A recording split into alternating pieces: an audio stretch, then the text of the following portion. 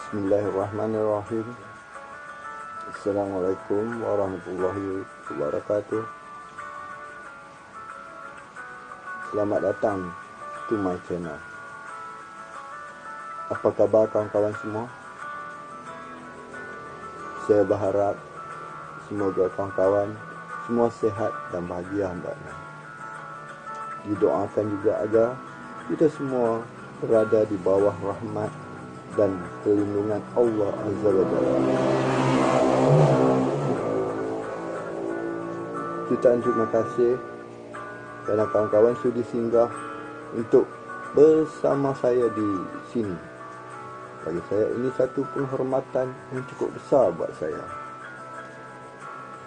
Dan saya juga terhutang budi kepada kawan-kawan. Kali ini melalui segmen seni dan budaya, saya akan membacakan karya saya yang berjudul Rusuh di Kuala, Bab 4. Novel ini membawa tema perjuangan, keagamaan dan juga percintaan. Dalam bab ini, Zaid bertemu kekasih hatinya, seorang anak gadis berketurunan Cina yang bernama Janet.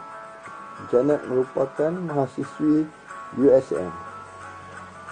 Apa yang dibicarakan oleh anak kampung ini? Bagaimana anak kampung ini dapat menjalin ikatan kasih dengan Janet? Untuk mengetahuinya, ikuti terus. Tapi bab ini hanya cerita mengenai pertemuan mereka. Jadi tanpa melengahkan masa, jom kita ikutinya. Tapi sebelum itu, kita ikuti dulu intro channel dan opening video. Jom kita.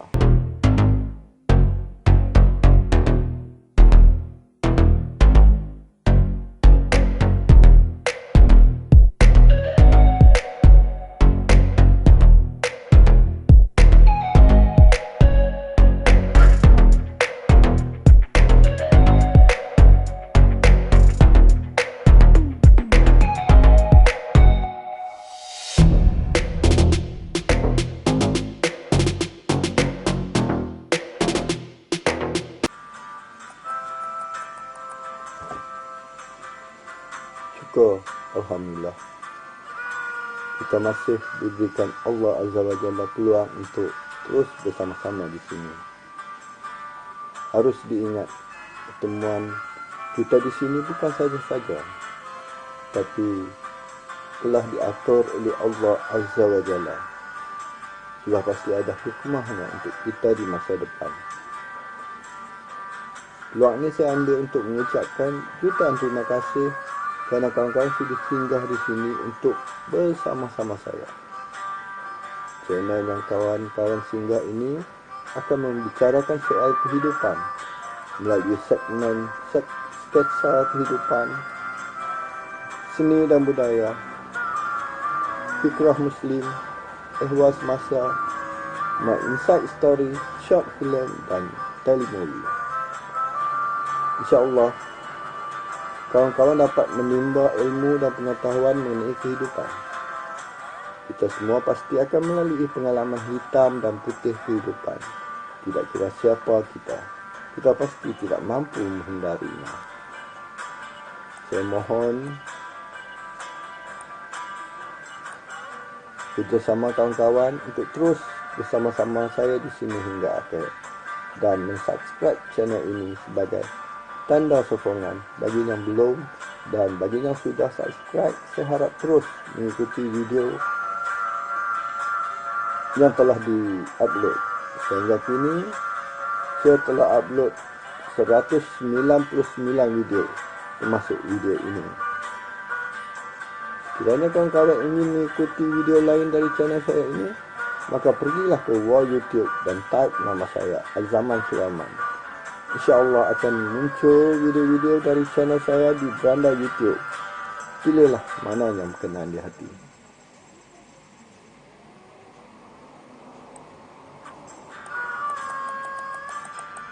Kawan-kawan juga boleh.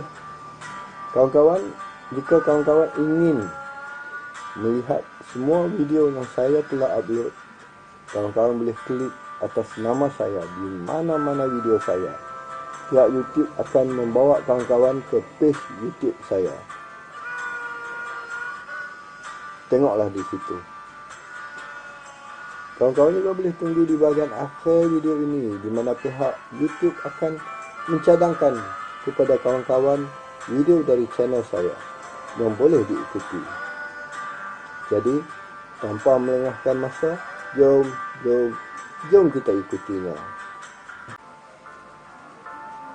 Tengah hari Sabtu, komplek Tun Abdul Razak atau Punta penuh sesak dengan manusia. Manusia yang keluar masuk bangunan yang tersergam kukuh di tengah-tengah bandaraya Georgetown. Umpama kerkatu yang keluar masuk sarang. Zaid baru saja keluar dari surau di Konta dan jalan menuju kaki lima Konta yang berhadapan dengan jalan Penang. Bagi Zaid, tugasnya sebagai hamba Allah tidak pernah diabaikan. Dia di mana, dia apapun yang dibuat dia, tetap tunaikan solat. Sebagai hamba Allah, dia wajib patuh dan tunduk akan segala suruhan dan larangannya. Malah dia begitu senang berjemaah di surau atau di masjid. Sebagai seorang lelaki Muslim, adalah lebih afdal menunaikan solat secara berjemaah. Di samping pahala berganda, terdapat berbagai fadilat solat berjemaah.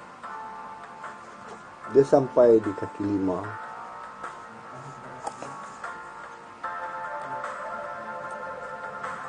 Konta dan biji matanya meliar di serata sudut. Dia mencari seseorang. Bayang pun masih tidak kelihatan. Lalu dia mengamati gelagak manusia yang bertali arus, berbagai ragam dan gaya. Manusia yang dapat disaksikannya.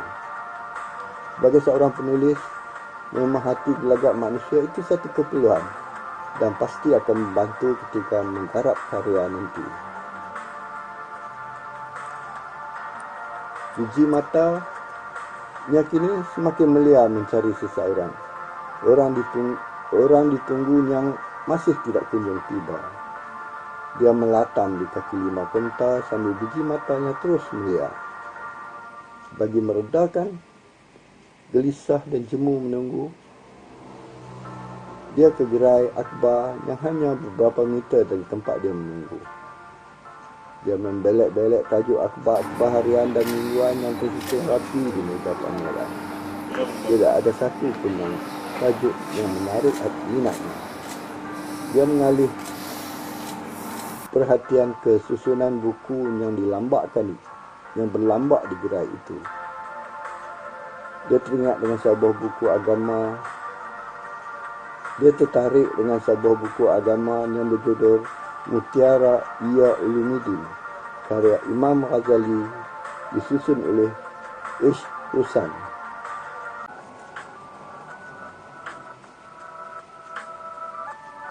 Memang Zaid telah lama ingin memiliki satu set kitab Ihya Ulumuddin untuk disimpan dan dapat dijadikan rujukan. Tapi harganya terlalu mahal, lebih ringgit Malaysia 200. Buat masa ini dia tidak mampu untuk memilikinya.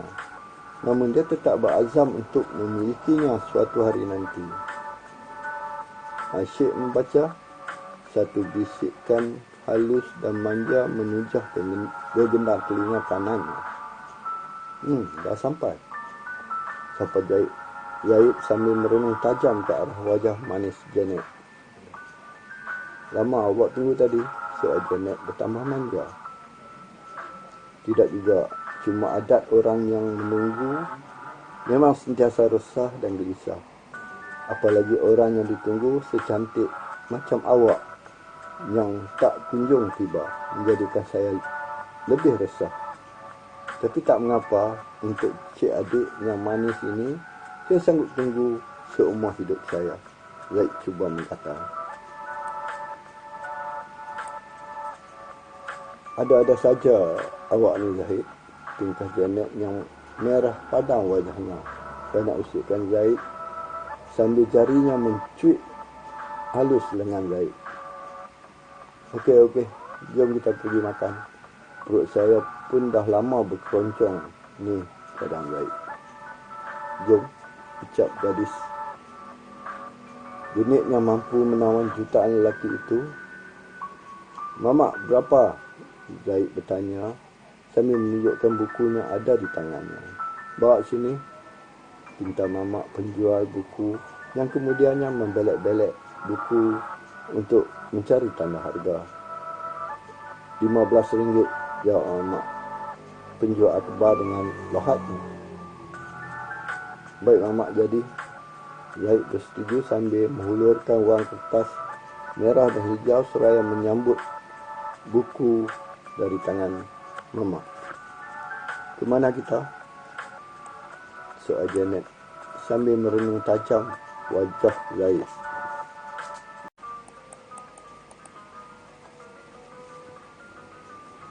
Biasalah Janet, kalau awak keluar dengan saya di Penang ni, tentunya nasi kandak ngangkir. Nasi kandak kesukaan saya. Dan saya dengar nasi kandak ini juga kesukaan kartunis Lat, usul Zaid.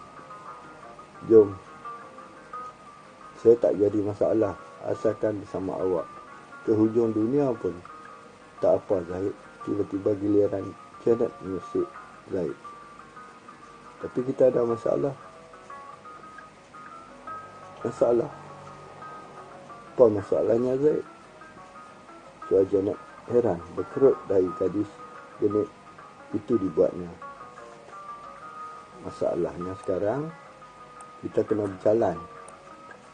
Dan bila kita makan dan patah balik di sini, saya rasa perut kita pasti akan berkeroncong semula.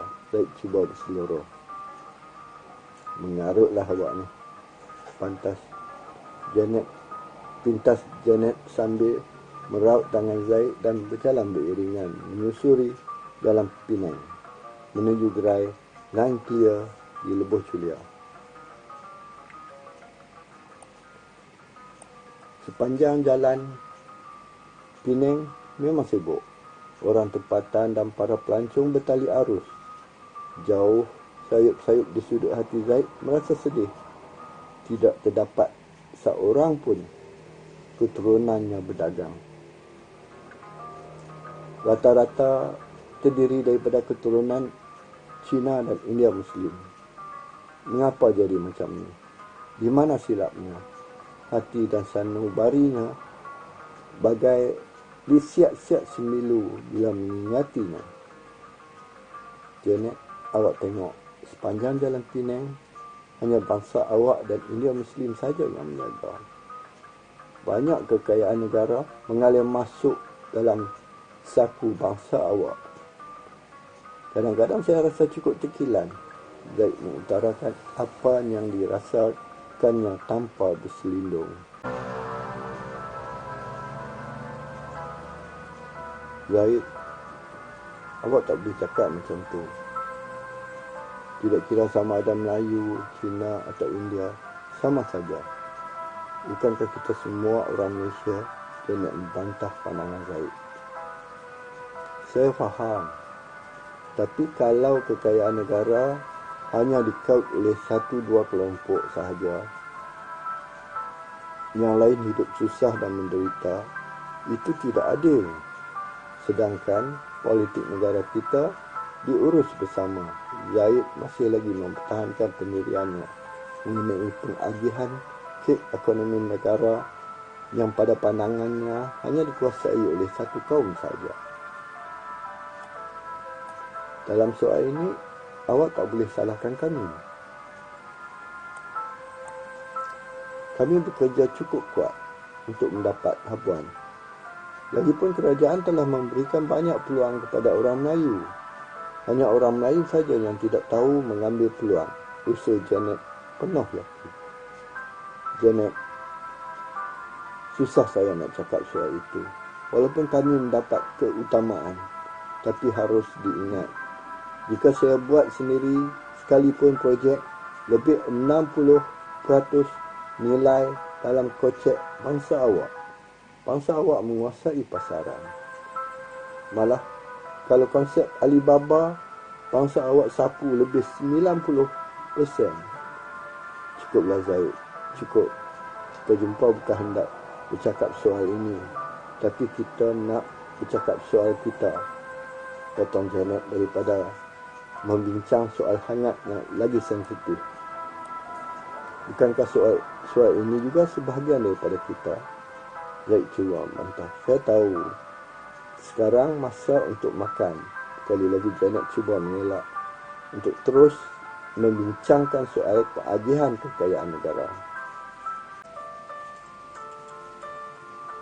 Zaid akhirnya terpaksa akur dengan permintaan Janet. Dia sedar Janet tidak mahu topik itu menimbulkan perbalahan pendapat antara mereka. Dia juga tahu Janet sedang berusaha memupuk bibit-bibit persefahaman antara mereka berdua. Semasa sedang menjamah nasi kandar line clear, Zaid tidak banyak bercakap. Hanya Janet yang banyak mengajukan soalan mengenai bidang yang Zaid ceburi. Janet, saya cuma penulis kedil yang tak punya cerita menarik mengenainya. Malah jauh dari membanggakan. Saya hanya berada di pinggir dunia itu. Lainlah kalau saya macam sasaran negara Datuk A. Samad Said. Saya tahu itu Zaid. Datuk A. Samad Said pun bermula dari bawah macam awak juga. Lagipun saya berminat membaca karya awak. Awak banyak menyentuh soal kemanusiaan dan ketuhanan dan sesekali menyingkap isu semasa. Dari hasil karya awak, saya dapat membaca apa yang awak fikir dan mahu. Janet melemparkan pandangan.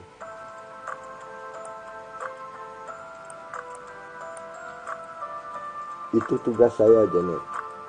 Saya rasa bertanggungjawab membetulkan apa yang tidak betul dalam masyarakat.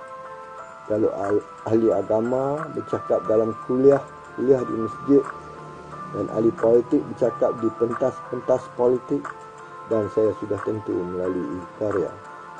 Saya tak kisah sama ada saya tak diminati atau tak dikenali. Yang penting, mesej perlu saya sampaikan. Zaid meluahkan pendapatnya. Apa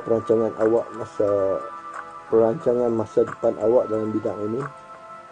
Soal Janet tiba-tiba. Saya bercadang nak tulis rencana dan buku politik. Saya juga sedang cuba menggarap novel. Malah harapan saya nak jadi penulis yang berjaya suatu hari nanti. Dan jika berhasil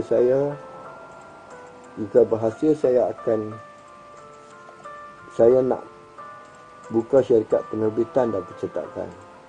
Tapi itu semua hanya impian dan mungkin sukar dicapai dengan keadaan saya sekarang. Cerita Zaid sambil menolak pinggan kosong dan menyedut Milo ais.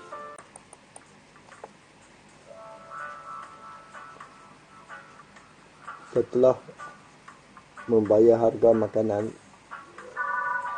Zaid dan Janet menyusuri jalan Penang menuju Komtar. Mereka singgah di pasar Chaurasta. Jalan-jalan menjamu mata. Ketika menyusuri jalan Penang, Zaid banyak mengelamun dari berkata-kata. Sejak Janet mematikan isu pembahagian kekayaan negara, Zaid banyak membisu. Perbualan hanya dicetuskan oleh Janet, tidak seperti pertemuan mereka yang lalu, di mana Zaid banyak bertanyakan soal pengajian Janet di USM. Zaid banyak memberi kata-kata nasihat dan perangsang agar Janet berjaya. Janet tertarik dan jatuh hati pada Zaid kerana kebaikannya serta sikapnya yang suka memberi nasihat dan perangsang. Keluarga Janet sendiri tidak pernah memberikan nasihat dan perangsang. Mereka terlalu sibuk dengan perniagaan dan mereka hanya pentingkan keputusan peperiksaannya.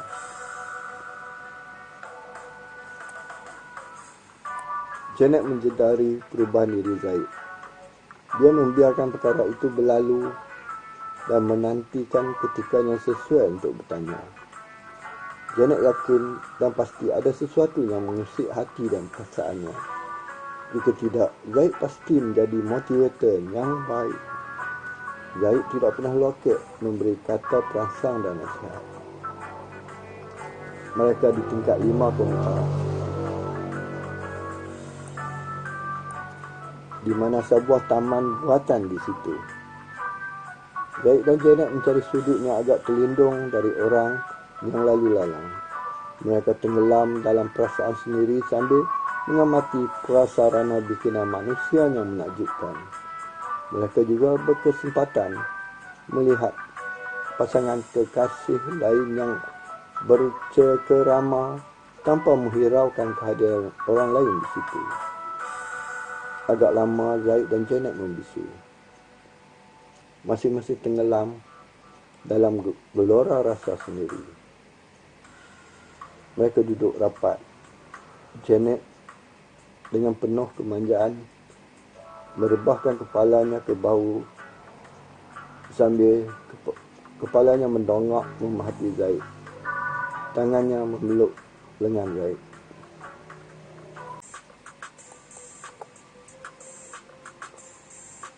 Zaid pula memahati Janet.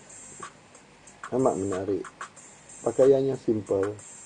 Dia hanya mengenakan seluar jin dan baju tee. Tubuhnya kecil tapi mengiurkan. Zaid merenung atas dan bawah. Wajahnya ayu dan biji matanya menyekat, sementara rambutnya menyekat bau. Memang Zaid cukup berkenan dengan perempuan yang menyimpan rambut begitu.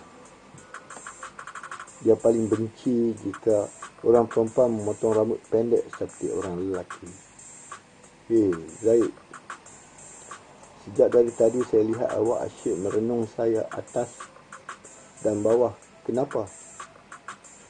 Janet mengejutkan Zaid yang telah lama hanyut mengamati kecantikan semula jadi anugerah ilahi kepada anak dara Cina itu.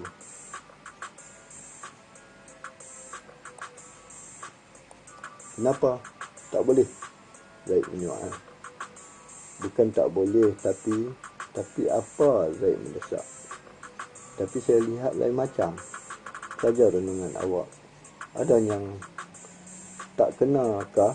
Soal Janet. Tak ada apa-apa. Pendek jawab Zaid sambil melepaskan keluhan halus. Habis, kenapa awak tengok saya macam nak makan saja? Janet tidak berpuas hati dengan jawapan Zaid. Saya sekadar merenung seorang anak gadis Tionghoa yang cantik lagi menarik dan berupaya menawan jutaan lelaki. Tapi gadis itu juga percaya mencuri habis hati sayanya seperti ini. Tapi apa? Janet mendesak. Tapi adakah anak gadis Tionghoa yang menjadi idaman saya ini akan percaya saya miliki sepenuhnya nanti? Zaid, awak masih tak percayakan saya.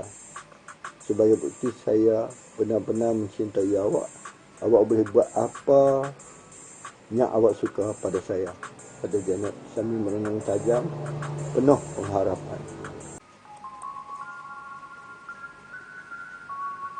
Jangan Janet, jangan. Saya seorang Muslim. Dan pelakuan kita sekarang pun sudah dikira salah.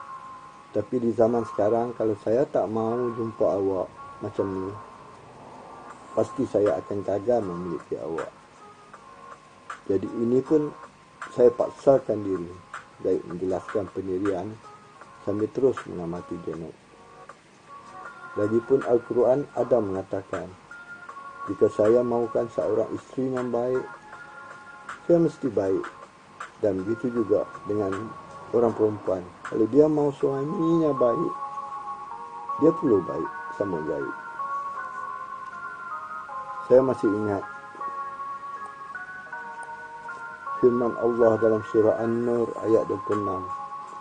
Wanita baik, wanita kecil adalah untuk lelaki keji. Dan laki-laki keji adalah buat wanita yang keji pula. Dan wanita-wanita baik adalah untuk laki-laki yang baik. Dan laki-laki yang baik untuk wanita yang baik pula. Zahid membaca terjemahan ayat Al-Quran dalam surah tersebut. Bagi Zahid, dia ingat sangat ayat ini kerana dapat dijadikan pedoman dan panduan dalam hidup. Kalau macam tu, kita bersabar lah dan menunggu masanya. Balas Janet faham akan maksud Zaid. Ya, saya faham. Tapi bila masanya tiba, bolehkah saya memiliki awak? Zaid membalas. Kenapa? Awak tak percayakan saya kah? Janet cuba bertanya sambil merenung wajah kesayangannya itu. Bukan begitu, Janet. Di antara kita terlalu banyak jurang pemisah. Selain agama dan bangsa, di segi status pendidikan dan ekonomi juga bagi langit dengan bumi. Jadi, bagaimana saya hendak mencari titik pertemuan di antara kita? Zahid melepaskan rasa hatinya sambil merenung anak mata Janet. Zahid, awak dari tadi... Zahid, awak tak perlu fikirkan semua itu. Janet membantah. Janet, saya perlu berfikir sekarang. Jika tidak, saya akan kecewa dan merana seumur hidup saya. Diri saya sendiri tidak ada apa yang istimewa. Saya hanya seorang anak nelayan yang tidak punya apa-apa dan pekerja kilang biasa serta seniman tak bernama, kata Zahid sambil melepaskan keluhan. Zahid, apa kena dengan awak hari ini? Tingkah Janet seraya meleraikan kepalanya dari bahu Zahid.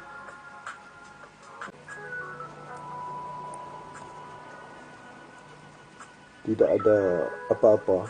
Habis mengapa hari ini awak banyak menimbulkan soal bangsa, agama, ekonomi dan taraf hidup dan berbagai perbezaan di antara kita? Adakah ini berarti awak sudah tidak mahukan saya? Janet melompat membuat kesimpulan sendiri.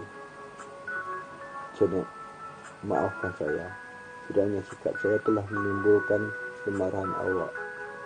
Tidak terlintas di hati kecil saya untuk menyakiti hati awak. Tapi saya ada masalah. Zahid terpaksa mengalah melihat buah hatinya naik berang.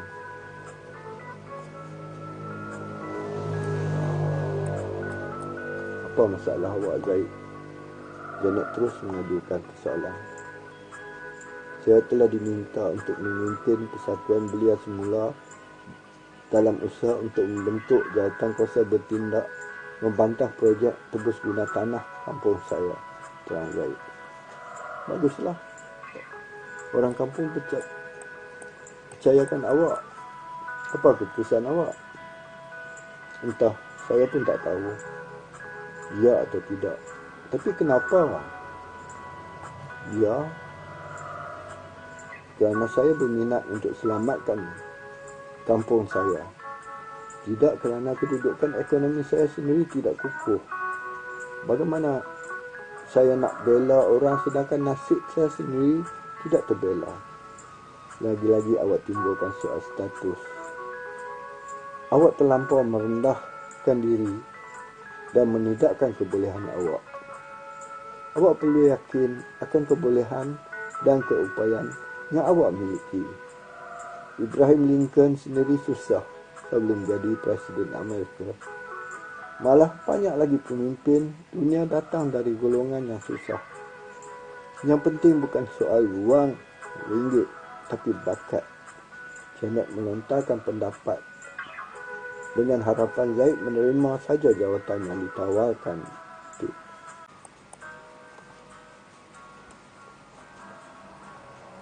Tapi Zahid masih ragu-ragu. Tapi apa lagi, Janet menolak. Dulu lain, sekarang lain. Dulu orang tidak memikirkan soal ekonomi. tetapi apa yang boleh disumbangkan, Zaid menyatakan pandangannya. Zaid, awak ada bakat. Ambil saja dan mula buat perancangan dan capai apa yang awak inginkan. Susah Janet. Zahid, tidak ada perkara yang mudah di dunia ini. Yang penting niat mesti betul. Tindakan yang digunakan mesti tepat. Dan yang lebih penting kesungguhan. Saran Janet yang tiba-tiba menjadi motivator kepada Zaid. Awak tak tahu Janet. Saya pernah bergiat dulu. Bila berjaya, mesti ada yang kacau. Mereka yang ada duit dan inginkan nama satu jawatan, datang taburkan wang ringgit. Habis musnah apa yang saya bina. Orang-orang kuat saya pun termakan. Sejak itu saya berazam tidak akan terlibat dalam kegiatan kemasyarakatan sekiranya kedudukan ekonomi saya tidak kukuh. Ini bermaksud awak tak ikhlas. Bukan saya tak mahu apa yang saya bina musnah dengan begitu saja. Bukan. Saya tak mahu apa yang saya bina musnah dengan begitu mudah. Nak bina kejayaan sesuatu pertubuhan bukan mudah. Golongan yang mahukan nama bukannya berminat nak majukan pertubuhan. Mereka hanya hendakkan nama dan kuasa sahaja. Tapi orang ramai tak faham. Zaid cuba mempertahankan diri dari serangan Janet. Zaid, awak kena lupakan semua itu. Awak terima itu sebagai cabaran. Saya nak tengok sejauh mana awak boleh memberikan khidmat kepada orang kampung awak. Saya yakin jika semuanya berjalan lancar, masa depan awak akan lebih cerah. Awak seolah-olah mendesak saya, Janet. Zaid terasa. Tak, ini sebagai cabaran awak. Kena buktikan yang awak mampu. Janet menyatakan pendiriannya.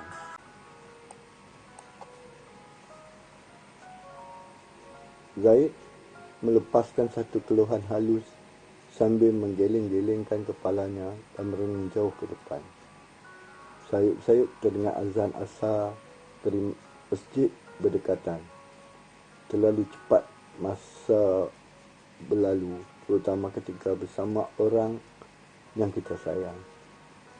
Janet, dah azan, masa untuk saya solat. Jom awak tunggu saya di cafeteria, kata Zaid sambil bangun meraut tangan lembut Janet. Janet tidak membantah kerana dia memang faham anak muda bernama Zaid ini amat kuat pegangan agamanya. Menurut Zaid, sebagai hamba Tuhan, manusia wajib patuh apa juga suruhan dan larangannya. Janet pernah sekali ketika dipengaruhi alkohol telah mengajak Zaid melakukan kerja terkutuk. Namun Zaid menolak dengan lembut. Dan apabila Janet bebas pengaruh alkohol, lalu Zaid menasihatinya. Zaid menceritakan mengapa agamanya melarang umatnya meminum minuman keras. Sejak itu, dia sudah tidak minum minuman keras lagi. Dia juga pernah menawarkan Zaid sejumlah wang untuk dijadikan modal. Tapi Zaid menolak mentah-mentah. Zaid bukan bermata duitan. Zaid memang seorang pemuda yang cukup baik. Inilah perkara yang berjaya menambat hati Janet. Dia benar-benar tidak menyangka dalam dunia yang serba moden dan pentingkan materialistik, ini masih ada lagi anak muda yang jujur seperti Zaid. Janet yakin dengan sikap dan perwatakan Zaid dapat menjamin kebahagiaan hidupnya. Zaid bukan memandang kecantikan dan kekayaan milik keluarganya. Justru itu dia berazam tidak akan melepaskan Zaid ya apapun yang terjadi. Alhamdulillah, demikianlah cerita bab 4 novel Rusuh di Kuala. Bagaimana Zaid memupuk benih-benih cintanya bersama Janet. Namun, sebagai pemuda yang berpegang kuat kepada agama, Zaid tetap menjaga batas-batasnya. Zaid tidak hanyut dengan gelora cinta anak muda. Sikap Zaid yang berpegang teguh pada agama dan tidak pernah mengambil kesempatan menyebabkan Janet jatuh hati. Terdapat banyak lagi perkara yang menambat hati Janet kepada Zaid. Kita ikuti sambungannya cerita minggu depan. Sebelum saya mengundurkan diri, sekali lagi saya ingin peringatkan kawan-kawan, jangan lupa untuk subscribe, like dan komen. Kawan-kawan boleh komen mengenai novel ini. Sekian. Saya rasa cukup sampai di sini. Kita jumpa lagi minggu depan. Kita terima kasih kerana kawan-kawan sudi mengikutinya hingga akhir. Sekali lagi, jangan lupa subscribe, like dan komen. Bye-bye. Assalamualaikum.